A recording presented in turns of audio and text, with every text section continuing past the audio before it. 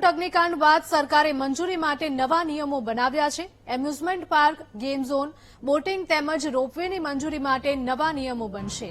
Amusement park અને game zone માટે 2 પ્રકારના સર્ટિફિકેટ જરૂરી કરાશે। તમામ એકમો માટે પ્રાથમિક અને કાયમી એમ 2 પ્રકારના સર્ટિફિકેટ લેવા ફરજિયાત રહેશે। કાયમી અને હંગામી બાંધકામ માટે અલગ અલગ સર્ટિફિકેટ મેળવવાના રહેશે।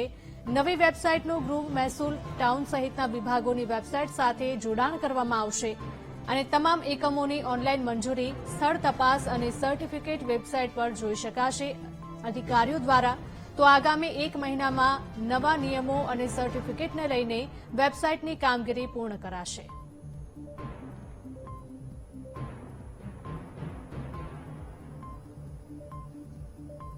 અમારા સંવાદદાતા મેહુલ લાઈવ જોડાયા છે વધુ વિગતો સાથે। મેહુલ, જણાવશો કે રાજકોટ અગ્નિકાંડ બન્યો ત્યારબાદ સરકાર દ્વારા હવે નવા નિયમો બનાવવામાં આવ્યા છે, શું વિગતો છે? હા હિરલ, બિલકુલથી આ નવા નિયમો જે છે તેને આખરી ઓપ આપવામાં આવી રહ્યો છે અને આ જે નિયમો બનાવવામાં આવી રહ્યા છે તેમાં એક કમિટીનું ગઠન પણ કરવામાં આવ્યું છે, જેમાં અલગ અલગ અધિકારીઓ, અલગ અલગ વિભાગના સમાવેશ થયો છે। આગામી 1 માસની અંદર આ નવા નિયમો જે છે તે તૈયાર થશે। મુખ્યત્વે જો વાત કરવામાં આવે તો એમ્યુઝમેન્ટ પાર્ક, ગેમ ઝોન જે છે, જે બોટિંગની પ્રક્રિયા થતી હોય છે અલગ અલગ જગ્યાએ, જે ગેમિંગ ઝોન જે છે તે બનતા હોય છે અને જે એડવેન્ચર એક્ટિવિટી અને રોપવે, આ તમામ જે સમાવેશ, અલગ અલગ જે ગેમ છે તેનો સમાવેશ થાય છે અને તેને નિયમો જે છે તે બનાવવામાં આવી રહ્યા છે।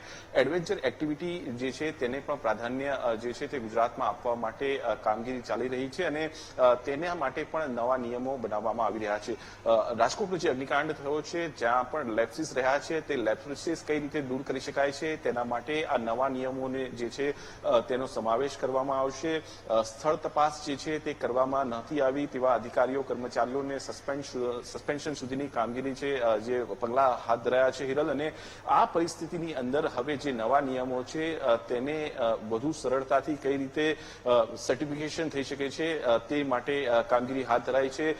ઓનલાઈન જ સર્ટિફિકેશન જે છે તે મળી શકે તે પ્રકારની વ્યવસ્થાઓ છે। જે અધિકારીઓએ ફિલ્ડ વિઝિટ કરવાની હોય છે તેને પણ સીધો સંદેશો તેમને પહોંચી જશે। નવા જે પણ પ્રક્રિયા થશે તેની અંદર અલગ અલગ વિભાગો જે છે તેને આ વેબસાઇટની અંદર સીધી રીતે જોડવામાં આવશે। મહેસૂલ વિભાગ, શહેરી વિકાસ વિભાગ જે છે તેને જોડવામાં આવશે, ગૃહ વિભાગ છે તેને પણ જોડવામાં આવશે, ટાઉન પ્લાનિંગ જે ટીપી જે ટાઉન પ્લાનિંગ વિભાગ જે છે તેને પણ જોડવામાં આવશે, કારણ કે આ વિભાગ હોય છે કે જે સીધી રીતે આ જે મંજૂરીઓ મેળવવા માટે અરજીઓ આવતી હોય છે ત્યારે સ્થળ તપાસની કામગીરી તેમના હસ્તક હોય છે। તો આ જે વિભાગો જે છે તેમને પણ સીધી રીતે આ વેબસાઇટની અંદર જોડવામાં આવશે।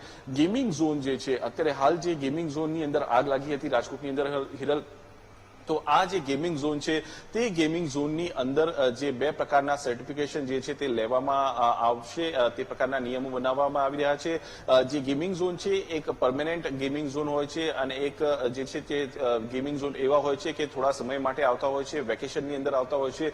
તો આ બંને જે ગેમિંગ ઝોન છે તેમાં પરમેનન્ટ સર્ટિફિકેશન અને પ્રાઇમરી સર્ટિફિકેશન જે થોડા સમય માટે લેવાનું હોય છે તે પ્રકારના સર્ટિફિકેશન જે છે તે લેવાના રહેશે અને તે માટેની પ્રક્રિયા અત્યારે હાલ રાજ્ય સરકાર હાથ ધરી રહી છે। રાજ્ય સરકાર આ તમામ જે બાબતો જે છે તેને આવરી રહી છે અને તેના નિયમો જે તૈયાર થશે તેને આખરી ઓપ આપી તેને મંજૂરી આપવામાં આવશે અને મંજૂરી જે મળશે ત્યારબાદ લગભગ 1 માસની અંદર જ આ વેબસાઇટ જે છે તે તૈયાર થશે અને નવા નિયમો અને નવા જે કાયદાઓ છે તેનું જે પાલન કરવા માટે અને જે સર્ટિફિકેશનની જે પ્રક્રિયા છે તે ઓનલાઈન કરવામાં આવશે અને આ ઓનલાઈન કરવા માટેની પ્રક્રિયા જે છે તેના ઉપર જે અત્યારે હાલ ભાર મૂકવામાં આવી રહ્યો છે અને તેના માટેની પ્રક્રિયા જે છે અત્યારે હાલ હાથ ધરાઈ રહી છે।